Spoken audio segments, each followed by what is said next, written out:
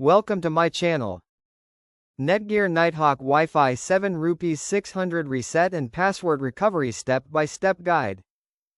1. Find the reset button. Turn the router around and look at the back panel. You'll find a small pinhole labeled Reset. This is the button you'll use.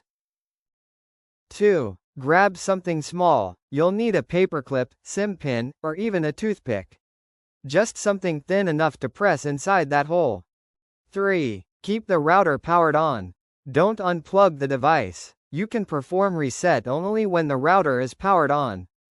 4. Hold the button down. Press the reset button and hold it for about 10 seconds. You'll see the lights on the front start to blink. 5. Release and wait. Once the lights flash, let go. The router will reboot itself. This takes a minute or two.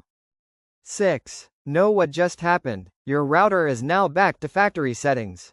That means the custom Wi-Fi name, password, and admin details are wiped. It's like brand new again. 7. Connect to the default Wi-Fi. Look at the label on the back or bottom of the router. You'll see the default SSID and password printed there. That's what you'll use to get back online. 8. Open the router login page. Go to routerlogin.net or type 192.168.1.1 in your browser. That's the setup page. 9. Enter the default login details. The usual default is admin as the username and password as the password. If those don't work, double-check the router label. 10. Set up a new password.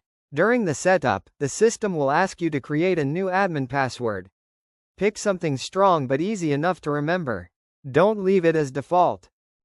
11. Rename your Wi-Fi network. Change the SSID so you can recognize it. Add a secure Wi-Fi password too.